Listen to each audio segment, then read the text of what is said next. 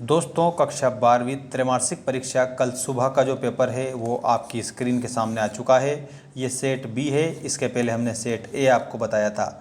दोस्तों, आप सभी स्टूडेंट्स चैनल को सब्सक्राइब करके रखना, क्योंकि जो मैं क्वेश्चन बता रहा हूँ ये आपकी किताब पर आधारित प्रश्न है। सारा मॉडल पेपर आपको मैं हल सहित बताऊँगा।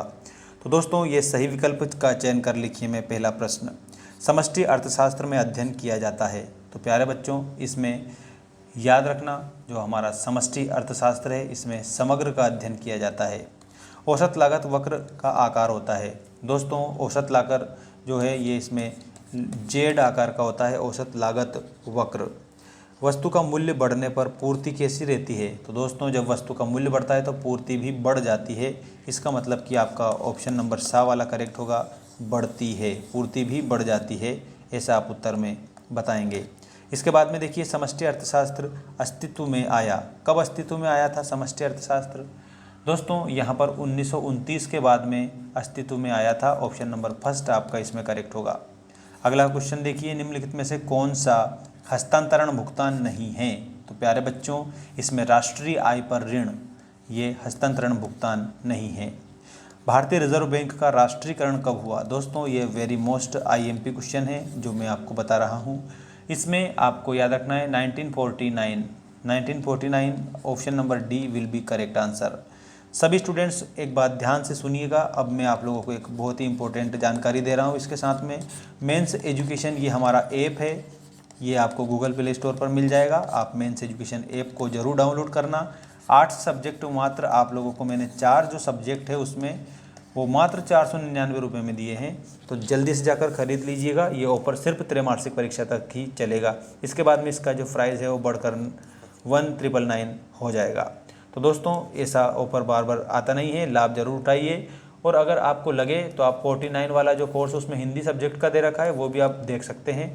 क्योंकि अगर आपको लगता है कि नहीं हम तो पहले डेमो देखेंगे उसके बाद में लेंगे, तो बिल्कुल आप 49 वाला खरीद कर देख सकते हैं, क्योंकि जो हम पढ़ाते हैं वो आपके लिए बेस्ट साबित होता है। तो भारतीय रिजर्व बैंक, जिसको आरबीआई के रूप में भी जाना जाता है, रिजर्व बैंक ऑफ इंडिया, इसका राष्ट्रीयकरण जो है दोस्तों ये 1949 में होता है। ये आपको उत्तर के रूप में याद रखना है। अब देखिएगा, निवेश के निर्धारक घटक कौन से हैं? तो निवेश यहाँ के जो निर्धारक घटक है इसके रूप में आप लोगों को बता देना है। एक तो पूंजी की सीमांत क्षमता भी निर्धारक घटक है, ब्याज की दर भी निर्धारक घटक है। तो यहाँ पर उत्तर के तौर पर आपको बताना है आ और बा दोनों। दोस्तों, ये हमारा जो ऐप है आप लोगों को गूगल प्ले स्टोर पर मिल जाएगा और गूगल क्रोम पर भी उपलब्ध हमने करा दिया है। तो दोनों में से कहीं पर भी जाकर आप खरीद सकते हैं, देख सकते हैं, परचेस कर सकते हैं। अब इसके बाद में देख सकते हो यहाँ पर क्वेश्चन नंबर 2 आपकी स्क्रीन के सामने आ गया है। छोटे छोटे चरों का अध्ययन रिक्त स्थान में आपको बताना है। तो ये छोटे छोटे जो चर हैं ये व्यष्टि अर्थशास्त्र की सीमा में आता है। ऊंची तटस्थता वक्र, तो दोस्तों ऊंची तटस्थता वक्र उच्च स्तर की संतुष्टि दर्शाती है। पूर्ति का नियम वस्तुओं पर लागू नहीं होता है। तो याद रखना, नाशवान वस्तुओं पर लागू नहीं होता है। अगला देखिए, प्रतियोगिता में प्रत्येक फर्म समरूप वस्तु का उत्पादन एवं विक्रय करती है। तो दोस्तों, इसमें कौन सी प्रतियोगिता रहती है? तो इसमें आपको पूर्ण प्रतियोगिता उत्तर के रूप में बताना है। आर्थिक महामंदी कब उत्पन्न हुई थी? तो इसमें 1929 बताना है। किन्स का रोजगार सिद्धांत पर निर्भर है? तो दोस्तों, प्रभावपूर्ण मांग आपका इसमें उत्तर हो जाएगा। ठीक है, बिल्कुल जैसा मैं बता रहा हूँ वैसा आप लोग याद कर लेंगे, क्योंकि हम आप लोगों को जो क्वेश्चन आंसर बताते हैं वो मोस्ट इम्पोर्टेंट क्वेश्चन आंसर आपको हम बताते हैं, जो कि आपकी किताब पर आधारित होते हैं। अब हम आपको बता रहे हैं नेक्स्ट क्वेश्चन, सही जोड़ी बनाइए वाला। और ये आ चुका है आपकी सही जोड़ी। सही जोड़ी के बाद एक वाक्य या एक शब्द में उत्तर दीजिए वाले प्रश्न देखेंगे।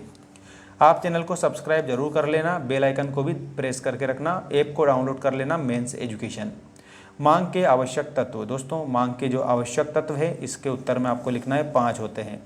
स्थानापन्न वस्तुएं, दोस्तों कार और पेट्रोल ये स्थानापन्न वस्तुएं हैं।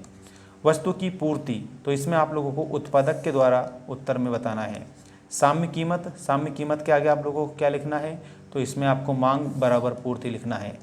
भारत में बजट की स्वीकृति, तो दोस्तों बजट की जो स्वीकृति है लोकसभा के द्वारा। और रक्षा पर व्यय, गैर योजनागत व्यय, इसमें उत्तर के रूप में आपका हो जाएगा। सभी स्टूडेंट्स अच्छे से पढ़ेंगे, क्योंकि बिना कुछ किए जय जयकार नहीं होती और कोशिश करने वालों की कभी हार नहीं होती। ठीक है, लहरों से डर करनों का पार नहीं होती, कोशिश करने वालों की कभी हार नहीं होती। दोस्तों ये देखिए क्वेश्चन नंबर 4 आपका, एक शब्द या एक वाक्य में उत्तर लिखिए। जब सीमांत उपयोगिता शून्य होती है तब कुल उपयोगिता क्या होगी। दोस्तों अगर मान लो ऐसा होता है तो कुल उपयोगिता जो है वो अधिकतम हो जाएगी। आपको उत्तर के रूप में लिखना है अधिकतम। अगला देखिएगा, प्रति इकाई लागत को और किस नाम से जाना जाता है। तो दोस्तों प्रति इकाई जो लागत है उसको जाना जाता है बाजार लागत के रूप में। ठीक है।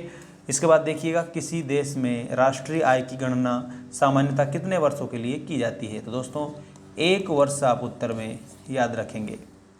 समय के विशेष बिंदु पर मापी गई मात्रा को क्या कहते हैं। तो दोस्तों समय के विशेष बिंदु पर मापी गई मात्रा जो है वो स्टॉक कहलाती है। तो आपको स्टॉक बता देना है। किसने कहा पूर्ति मांग को स्वयं उत्पन्न कर लेती है, जन्म दे देती है। तो ये कहा था जे.बी. से ने। ठीक है, जे.बी. से आपका करेक्ट उत्तर होगा। उपभोग फलन का समीकरण क्या है। तो उपभोग फलन का समीकरण है C बराबर F/Y। ऐसा भी आपको लिखना है और ऐसे भी आप लिख सकते हो C = F/Y, ये भी आप लिख सकते हो। ठीक है। अब देखिएगा सत्य असत्य लिखिए वाले क्वेश्चन। उपभोक्ता संतुलन बराबर सीमांत उपयोगिता माइनस मूल्यह्रास। तो इसमें आपको सत्य बताना है। उत्पादन बंद कर देने से स्थिर लागतें शून्य हो जाती है। दोस्तों इसमें भी आपको सत्य बताना है। साधनों की सीमितता ही आर्थिक समस्याओं का मूल कारण है। तो ये भी आपको सत्य बताना है। समग्र मांग और समग्र पूर्ति का अंतर स्फीतिक अंतराल कहलाता है। दोस्तों ये भी आप लोगों को सत्य बताना रहेगा। रिकार्डो ने प्रतिपादित किया कि पूर्ति स्वयं अपनी मांग सृजित करती है। तो दोस्तों इसमें आप लोगों को सत्य बताना रहेगा। व्यापार संतुलन भुगतान संतुलन का अंग है, ये आप लोगों का करेक्ट हो जाएगा। विनिमय दर के निर्धारण में पूर्ति का महत्वपूर्ण स्थान है, इसमें आप लोगों को असत्य बताना रहेगा। ठीक है, ये आप लोगों का असत्य होगा। दोस्तों मेंस एजुकेशन एप्लीकेशन को आप जल्दी से जाके डाउनलोड कर लेना। कोर्स सभी स्टूडेंट्स आर्ट्स वाले जो हैं वो तो परचेस कर ही ले, क्योंकि हम जो पढ़ाते हैं वो परीक्षा में आता है और हम इतनी ही शिद्दत से पढ़ाते हैं, बेस्ट तरीके से पढ़ाते हैं। ठीक है। If you want to buy course then you will be definitely successful in your examination. मिलते हैं नेक्स्ट वीडियो में। धन्यवाद। जय हिंद, वंदे मातरम।